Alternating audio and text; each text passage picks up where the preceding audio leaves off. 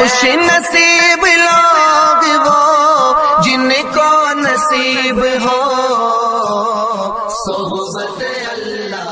راہ ولی میں وہ تاثیر دیکھی، بدلتی ہزاروں کی تقدیر دیکھی۔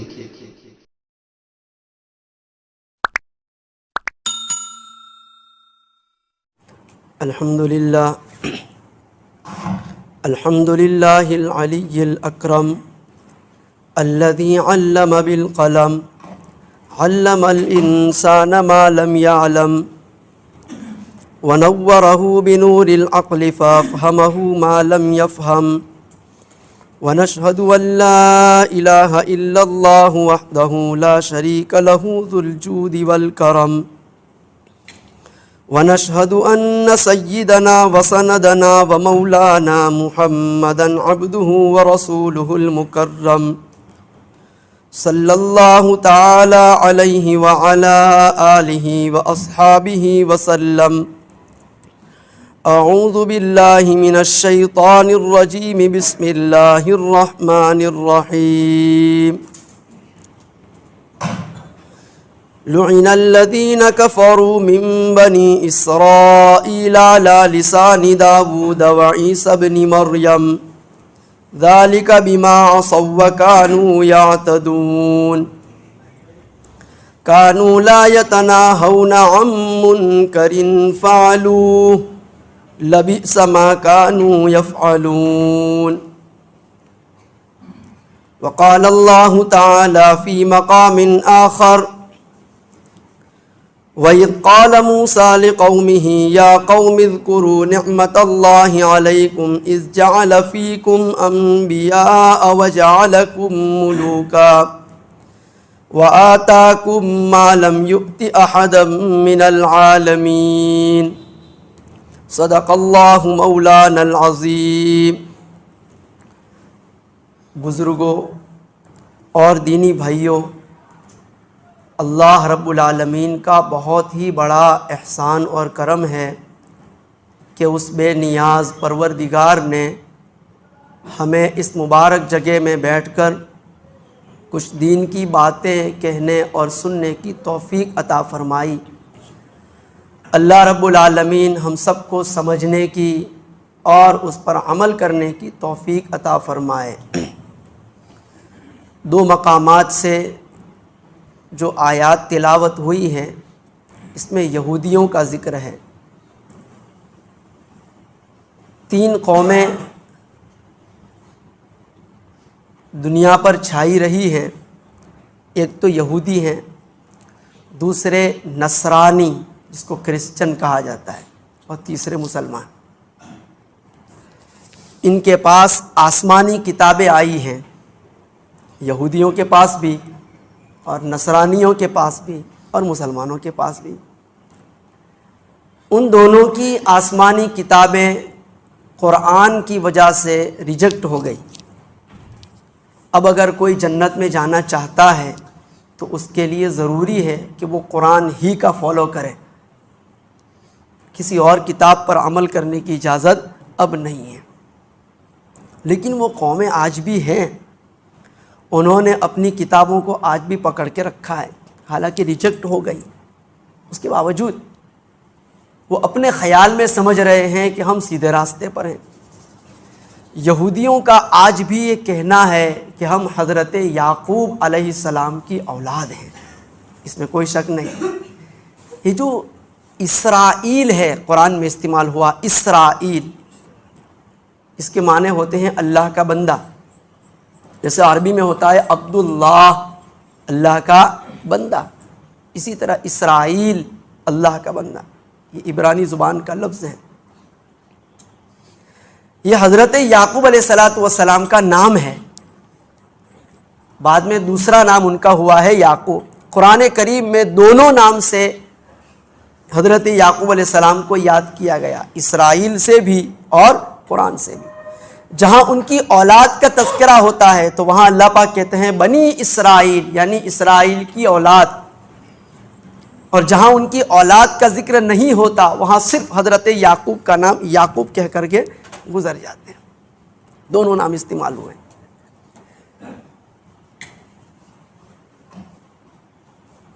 حضرت یعقوب علیہ السلام حضرت اسحاق علیہ السلام کے بیٹے ہیں، اور حضرت اسحاق علیہ السلام حضرت ابراہیم علیہ السلام کے بیٹے ہیں۔ یہ سب انبیاء کی اولادیں ہیں۔ حضرت ابراہیم علیہ السلام کے 2 بیٹے تھے، ایک کا نام تھا حضرت اسحاق اور دوسرے کا نام تھا حضرت اسماعیل۔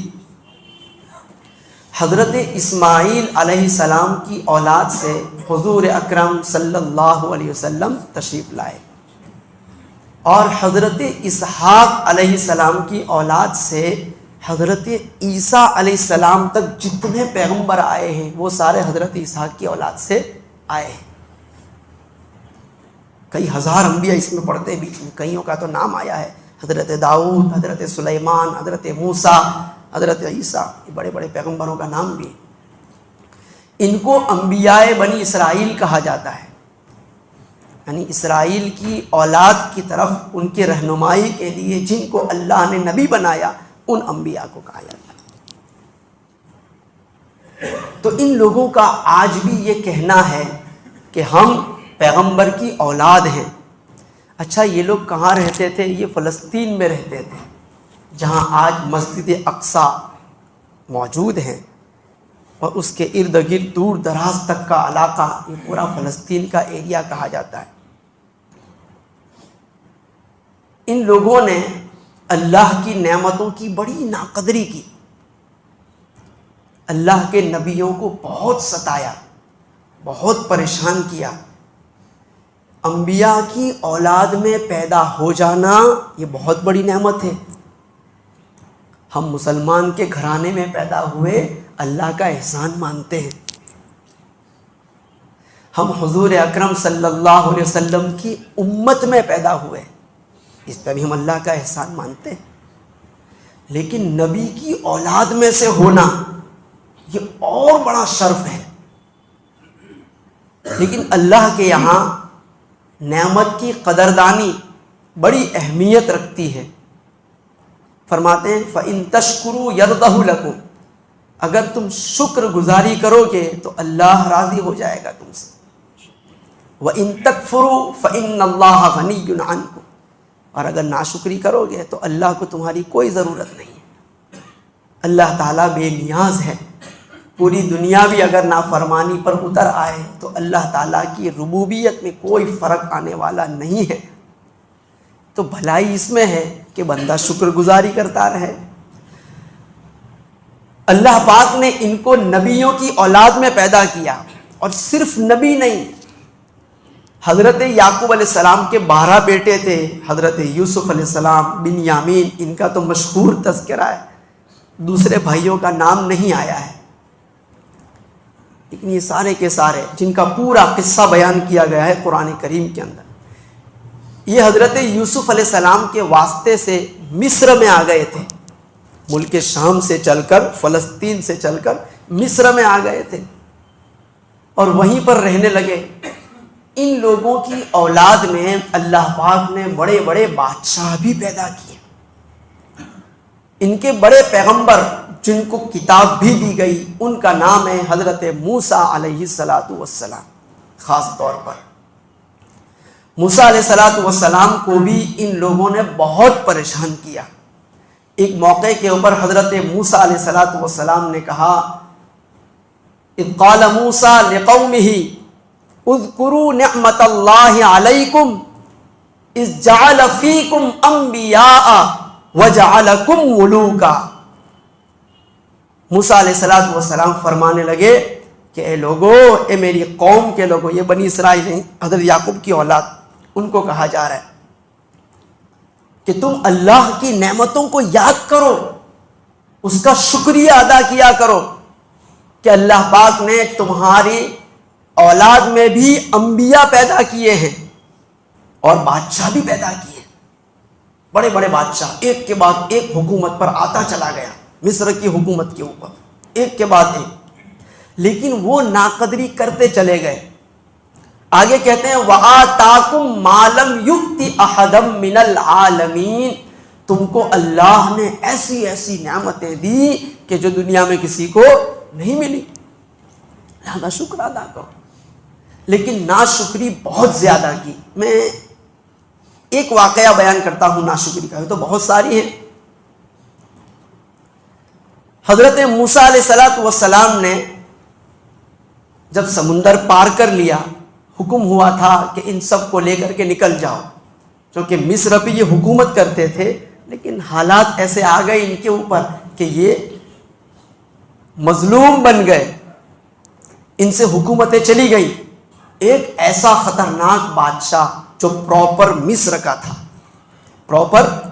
تھا, اس کے ہاتھ میں اقتدار آیا مصر کا, تو اس نے یہ آواز اٹھائی کہ یہ تو غیر ملکی ہیں, کہیں اور سے آئے ہیں, اور یہ ہمارے دیش پر حکومت کریں, یہ ہمیں برداشت نہیں. وہ جو بادشاہ تھا اس کی قوم کو قبطی کہا جاتا ہے, تو اپنی قوم کے اندر اس نے اس طرح کی باتیں رکھی, لوگوں میں زہر ڈالا ان کے خلاف, انبیاء کی اولاد کے خلاف. چنانچہ حالات اس قدر ہو گئے کہ ان لوگوں پر ظلم کے پہاڑ توڑ دیے گئے, ان کو کچل کے رکھ دیا گیا. اللہ پاک نے ان کی نجات کے لیے, بہرحال نبی کی اولاد میں سے تھے تو دعائیں کرتے رہتے تھے اللہ سے, اللہ تعالیٰ کوئی سبیل پیدا کر, کوئی نجات کا راستہ پیدا کر. اللہ پاک نے موسیٰ علیہ السلام کو پیدا کیا ان کی اولاد میں سے. موسیٰ علیہ السلام بڑے ہوئے, پیغمبر بنے, ان کے ذریعے سے اللہ پاک نے ان کے لیے نجات کا راستہ نکالا. حکم ہوا کہ راتوں رات ان کو لے کر کے مصر سے اپنے باپ دادا کے وطن کی طرف نکل جاؤ, ملک شام کی طرف. سب کے سب نکل گئے, باقاعدہ پلاننگ ہوئی اور راتوں رات نکل گئے. حکومت پر بیٹھنے والوں میں سے کسی کو پتا نہ چلا کہ کیا ہوا ہے. صبح ہوئی تو وہ آبادی خالی تھی جہاں یہ بنی اسرائیل رہتے تھے, اس دور کے ایمان والے. فرعون کو بتایا گیا کہ یہ تو پوری آبادی خالی ہو گئی, سب چلے گئے. کہا پکڑو ان کو, ہم ان کو جانے نہیں دیں گے, یہ ہمارے غلام ہیں, ہم ان کو یہیں پر رکھیں گے, ہم جو چاہیں گے کام لیں گے ان سے. لکھا ہے مفسرین نے, اس قدر کام لیتا تھا جیسے جانوروں سے لیا جاتا ہے, اس سے بھی بدتر, اور پیسے نہیں لیتا تھا, اجرت کچھ نہیں. اگر کوئی مطالبہ کر لے تو اور بڑی سزا اس کو دے دی جاتی تھی. ایسے حالات تھے. موسیٰ علیہ السلام کے ساتھ نکل کھڑے ہوئے, چلتے چلتے چلتے دیکھا تو سامنے سمندر آ گیا. اب کیا کریں؟ سارے کے سارے موسیٰ علیہ السلام پر غصہ کرنے لگے کہ تم نے یہاں مروا دیا ہم کو لا کر. اب وہ آ ہی رہا ہوگا لشکر لے کر کے, ہم کہاں بھاگیں گے؟ ایک طرف پانی ہے, دوسری طرف فرعون کا لشکر آئے گا, ہم بھاگیں گے کہاں؟ اس سے تو اچھا تھا ہم وہیں رہتے, چلو بھلے غلامی. اس طرح سے موسیٰ علیہ السلام کو تکلیف دینا. دیکھا نا, اللہ کے پیغمبر کو تکلیف, ذہنی تکلیف, الٹی سیدھی باتیں. حالانکہ پیغمبر موسیٰ علیہ السلام تو ان کو بچانے کے لیے اللہ کے حکم سے لے کر کے چلے تھے. اب یہ سامنے سمندر آ گیا. اس دور کے اندر کوئی میپ بھی نہیں تھا, نہ کوئی باقاعدہ راستے بنے ہوئے تھے, کچھ بھی نہیں, چلتے چلے گئے. کوئی راستہ بیچ میں مل گیا تو سمندر آ گیا سامنے. موسیٰ علیہ السلام بہرحال اللہ کے پیغمبر تھے, بڑے حوصلے کے ساتھ ان کے کڑوی کسیلی باتوں کو برداشت کرتے رہے اور سمجھایا کہ رکو رکو, اللہ تعالیٰ ہمیں بچائے گا ضرور, میں اللہ کے حکم سے لایا ہوں تم کو, اپنی مرضی سے نہیں لایا. کچھ لوگوں نے یہ بات اچھی طرح سمجھ لی, انہوں نے دوسروں کو سمجھا دی, معاملہ ٹھنڈا ہوا. موسیٰ علیہ السلام کو حکم ہوتا ہے کہ اضرب بعصاک الحجر بعصاک البحر, یہ جو لاٹھی ہے نا تمہارے ہاتھ میں, یہ وہ سمندر کے اوپر مارو. اللہ کا حکم آیا. اب یہ پیغمبر کا ایمان ہوتا ہے کہ کیوں کیا بالکل نہیں پوچھتے, بس اللہ کا حکم ہوا اسے کرنا ہے. ہم تو پوچھتے ہیں نا مول صاحب یہ نماز پڑھتے کیا ملتا ہے نا, پوچھ لیتے ہیں. حالانکہ ہمیں یہ سوچنا چاہیے اللہ کا حکم ہے, ضرور ملے گا, سمجھ میں آئے یا نہ آئے, ہمارے رب کا آرڈر ہے, بس ہم نے کرنا ہے, کچھ بھی ہو جائے, ہے نا. اللہ ہمیں ایسا یقین نصیب کرے.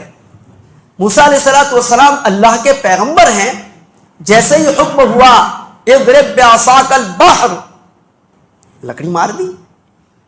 جیسے ہی لکڑی مار دی، حالانکہ آدمی سوچ سکتا ہے کہاں سمندر اور کہاں لکڑی، کیا ہوگا اس سے؟ اگر لکڑی مار بھی دی زور سے تو پانی تھوڑا سا اڑے گا بس. لیکن اللہ کے پیغمبر نے عقل کے گھوڑے نہیں دوڑائے، اللہ کا حکم اصل، بات ختم. جیسے ہی حکم ہوا لکڑی مار دی. جیسے ہی لکڑی لگی سمندر پر 12 راستے بن گئے. 12 خاندان تھے جو ساتھ میں چلے تھے، 12 راستے بن گئے. پانی پہاڑ کی طرح کھڑا ہو گیا، برف بن کر کے آن کی آن میں. اور نیچے جو زمین تھی وہ بھی سوکھ گئی تاکہ چلنا آسان ہو. ابھی فرعون کافی دور تھا، وہ بھی گھوڑے کا لشکر لے کر کے آ رہا تھا. لیکن جب تک وہ کنارے پر آئے یہ لوگ جلدی سے روانہ ہو گئے اور سمندر کے بیچ میں پہنچے اور یہ کنارے پر آیا. یہ چلتے چلے گئے یہاں تک کہ پار ہو گئے. جب پار ہو گئے تو پھر سمندر کو آرڈر ہوا کہ جس طرح پہلے بہتا تھا اسی طرح بہنے لگ جا. وہ اسی طرح بہنے لگ گیا. اللہ کا آرڈر ہے. کائنات کا پتا پتا اللہ کے حکم کا منتظر رہتا ہے. کیسے ہمارے مالک کا آرڈر ملے اور ہم کریں. وہ مجبور ہیں. ہمیں اللہ پاک نے بڑا اعزاز بخشا ہے، بڑی عزت دی ہے کہ ہمیں تھوڑا سا اختیار دیا. ہمیں کیا دیا؟ اختیار. دوسری کسی مخلوق کو اختیار نہیں. جو کہا کرنا ہے. سورج کو آرڈر ہو گیا چل، بس وہ چل رہا ہے. زمین کو آرڈر ہوا تو اپنے خزانے انسانوں کے لیے نکالتی رہ، وہ نکالتی رہتی. بادلوں کو حکم ہوتا ہے فلانی زمین پر پانی برساؤ، برسانے لگ جاتے. وہ مجبور ہیں. اللہ پاک نے انسانوں پر کرم کیا، اشرف المخلوقات. تھوڑی سی مرضی استعمال کرنے کا اختیار دیا، اپنی مرضی سے عمل کرنا ہے. اللہ کے قانون کو سمجھنے کی صلاحیت بھی دی، ایسی عقل عطا فرمائی جو کسی مخلوق کو نہیں ملی. کرنا تو سمندر حکم کے مطابق بہنے لگ گیا. یہ لوگ پار نکل گئے. چلتے چلے گئے. بیابان، چٹیل میدان، ریتیلی زمین، چاروں طرف پہاڑ ہی پہاڑ کھڑے ہیں. جہاں نشیبی ایریا ہوتا ہے بیچ بیچ میں سے نکلتے چلے گئے. کھانے پینے کا تقاضا ہوا، بھوک لگی، پیاس کی شدت ہوئی. اب کیا کریں؟ پھر پیغمبر موسیٰ علیہ الصلوۃ والسلام کے پاس آئے ہیں ان کے بڑے بڑے لوگ. کہا کہ اے پیغمبر، ہم تو آپ کے کہنے کی وجہ سے تمہارے ساتھ آئے ہیں. کچھ پانی کا انتظام ہو جائے، کچھ کھانے کا انتظام ہو جائے. یہاں کوئی ہوٹل بھی نہیں ہے کہ ہم کھا لیں. درخت کے پتے کب تک کھائیں گے؟ کچھ انتظام ہو جائے. اللہ کے پیغمبر کو کیا کرنا تھا؟ بس ہاتھ اٹھا دیے. پیغمبر کا سب سے بڑا کمال یہ ہوتا ہے کہ وہ اللہ کے آگے سب سے زیادہ جھکنے والا ہوتا ہے. اس یقین کے ساتھ جھکتا ہے کہ جس کی کوئی انتہا نہیں. ہمارے جھکنے میں پھر بھی کمی رہ جاتی ہے نا. ہم ظاہر میں تو ماتھا ٹیک دیتے ہیں، ناک بھی رگڑ دیں گے، لیکن دماغ تو پھر بھی تکبر سے بھرا ہوا ہے. اگر مسلمان نہ ہوتا تو میں آتا ہی نہیں. آپ ایسی باتیں دماغ میں چلتی ہیں. پتہ نہیں کیوں مسلمان بن گیا. یہ 5 بار بلایا جاتا ہے، کوئی فائدہ نظر نہیں آتا، کاروبار کا نقصان ہو جاتا ہے. اچھے خاصے کسٹمر کھڑے تھے اور یہ مؤذن صاحب نے اذان دے کر کے بلا دیا. ہمارے ذہن میں یہ چلتا رہتا ہے. لیکن اللہ کے پیغمبر کا نہ جانے کیسا یقین ہوتا ہے. پیغمبر نے ہاتھ اٹھا دیے اللہ کے سامنے. اور اللہ کے دربار کا اصول یہ ہے کہ جس یقین کے ساتھ بندہ مانگتا ہے اتنا ہی جلدی ملتا ہے. کبھی بھی آپ اللہ سے دعا کریں اور اگر نہ ملے تو سمجھ لو ہمارے یقین میں کمی ہے. ہمارے یقین میں کمی ہے. مفتی سعید صاحب پالنپوری رحمت اللہ تعالی علیہ ایک واقعہ لکھا ہے کہ ان کے چچا زاد بھائی ایک مرتبہ آئے دیوبند اور انہوں نے کہا کہ میں نے 3-4 دن میں 1 کلو شہد ختم کر دیا. 3-4 دن میں ہی 1 کلو شہد پورا چاٹ کے ختم کر دیا اسے. نتیجہ نکلا کہ اس کی گرمی کی وجہ سے دانے نکل آئے. کہا کہ فلاں حکیم صاحب ہیں وہاں چلے جاؤ. وہ چلے گئے, دوائی بوائی لے لی. وہ حکیم صاحب بھی عالم تھے, تو ان سے انہوں نے ایک سوال کر دیا. کہا ہے کہ ایک بات بتاؤ کہ حدیث میں تو آتا ہے, بلکہ قرآن میں ہے, فیہ شفاء للناس, شہد کے بارے میں, کہ شہد جو ہے انسانوں کے لیے شفا کا ذریعہ ہے, لیکن یہ کیا تو مجھے بیماری ہو گئی. انہوں نے کہا کہ قرآن کریم کے مفہوم کو تم سمجھے نہیں ہو. قرآن نے تو کہا ہے فیہ شفاء للناس, انسانوں کے لیے, لیکن تم نے جو حرکت کی ہے وہ انسانوں والی نہیں ہے. یہ ہوتا ہے. اسی طرح آب زمزم کے بارے میں ہے, حدیث میں آتا ہے جس مقصد سے پیا جائے وہ مقصد پورا ہو جاتا ہے.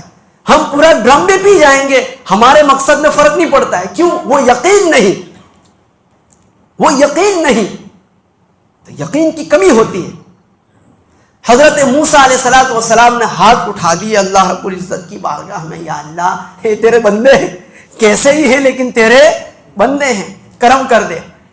حکم ہوا کہ تم جہاں کھڑے ہو سامنے پہاڑ ہے, اس میں ایک چٹان ہے بہت بڑی, اس چٹان کے اوپر لکڑی مارو. فضرب بعصاک الحجر, فلاں پتھر کے اوپر لکڑی مارو. جیسے ہی موسیٰ علیہ السلام نے لکڑی ماری, فانفجرت من حسنتا عشرۃ عینا, 12 چشمے پانی کے اس میں سے پھوٹ پڑے. گویا 12 نل لگ گئے اور پانی اس میں سے نکلنے لگا, پتھر میں سے, پتھر کی چٹان میں سے. موسیٰ علیہ السلام نے کہا لو بھائی پانی کا انتظام تمہارے لیے ہو گیا ہے, جتنا چاہے پیو. انہوں نے پانی کا استعمال شروع کر دیا. کھانے پینے کا مسئلہ تھا, پھر دعا کی تو کہا کہ ہم تمہارے لیے بہترین کھانے کا انتظام کریں گے, حلوہ اور گوشت. پرندوں کو حکم دیا گیا تھا خاص قسم کے کہ وہ ان کے قریب آ کر کے بیٹھ جایا کریں.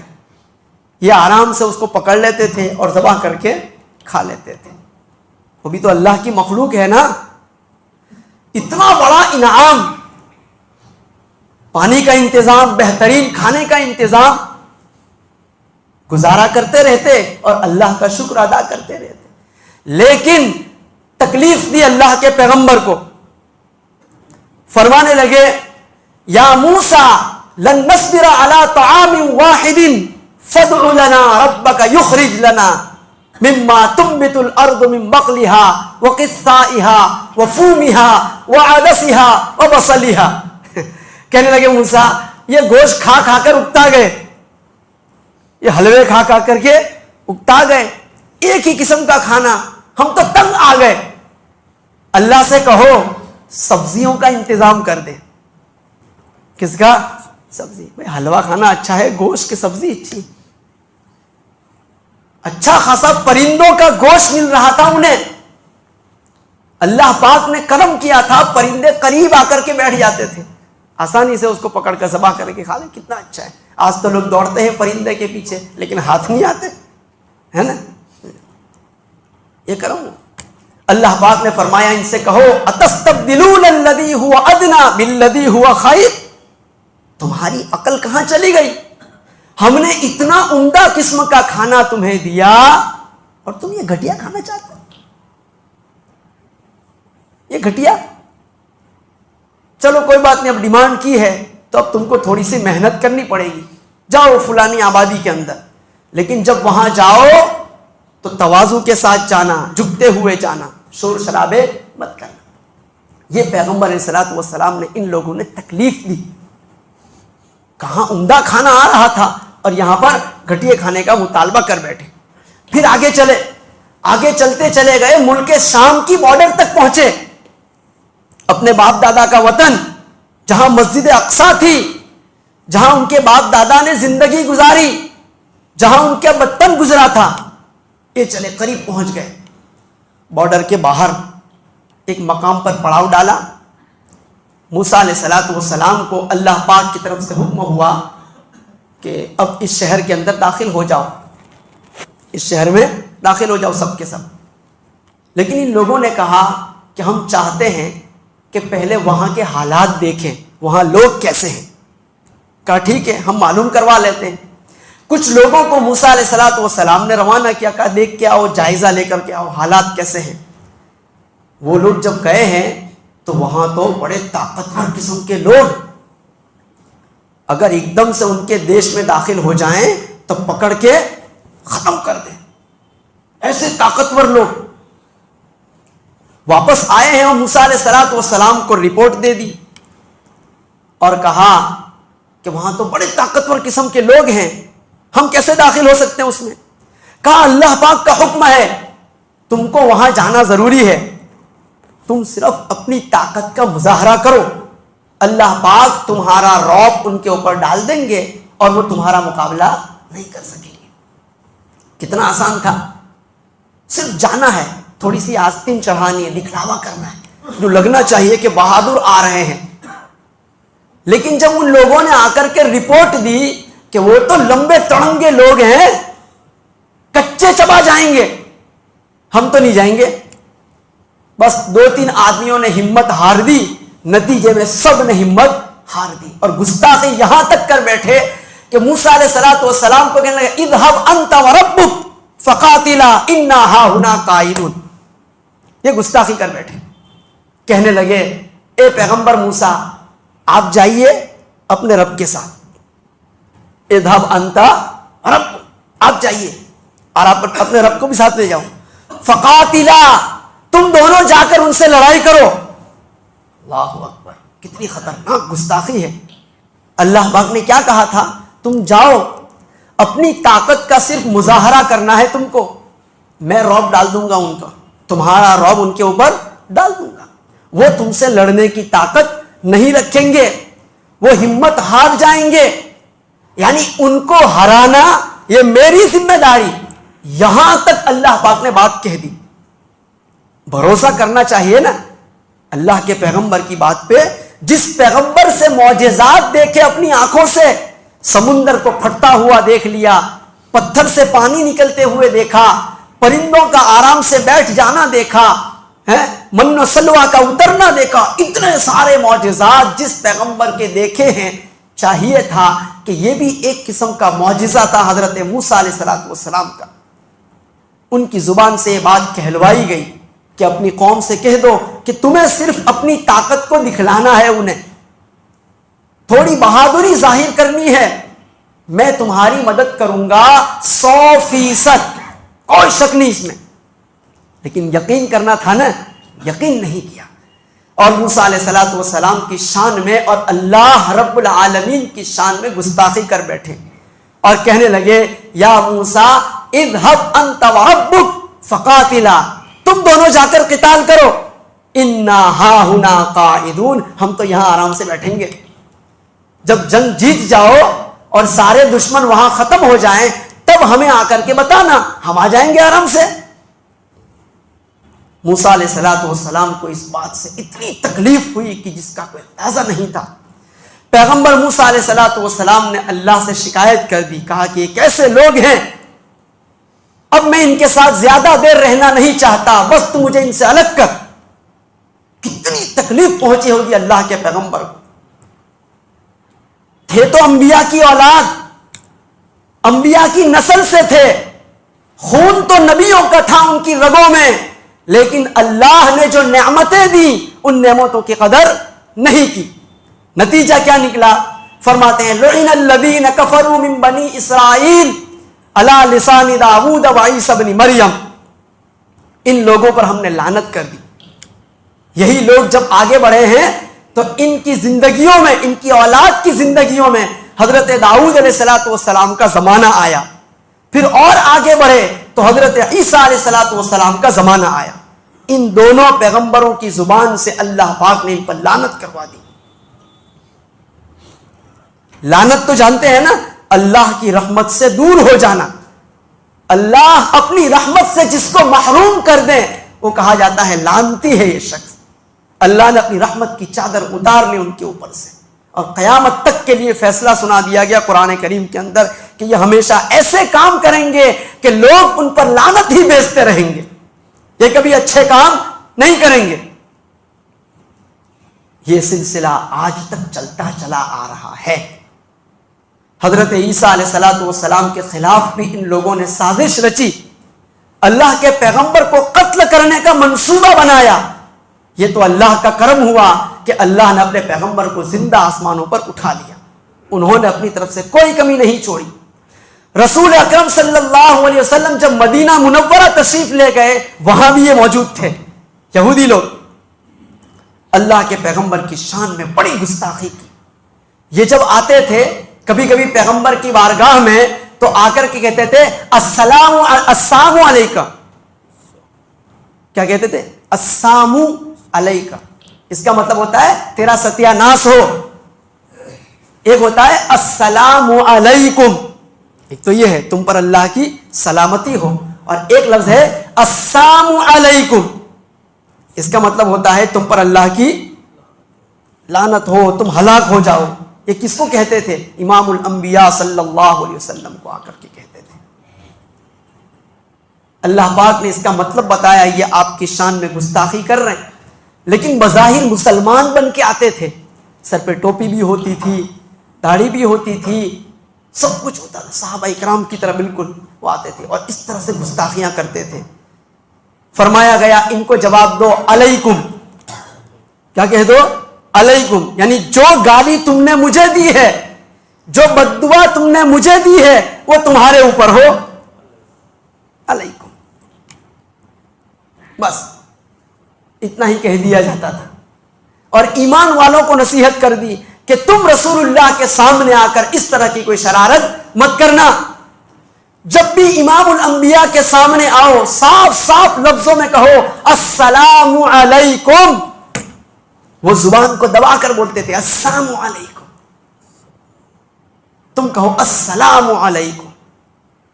تو یہ اس طرح سے گستاخیاں کرتے کرتے کرتے کرتے ملعون ہو چکے ہیں، یہ اللہ کی رحمت سے محروم ہو چکے ہیں۔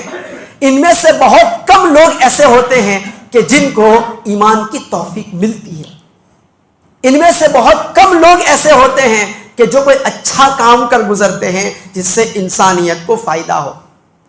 ان کے پاس اپنا کوئی وطن نہیں تھا، مارے مارے پھر رہے تھے۔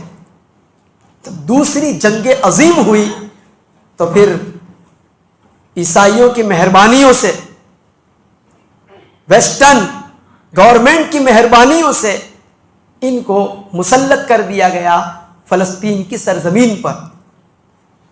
وہاں ان کو تھوڑا سا ٹھکانہ دے دیا گیا، ایگریمنٹ ہوئے آپس میں، بات چیتیں ہوئی، وہاں کے علاقے کے رہنے والے لوگ تھوڑی سی چوک کر گئے اور ان کو پرمیشن دے دی۔ نتیجہ یہ نکلا جو آج ہمارے سامنے ہے۔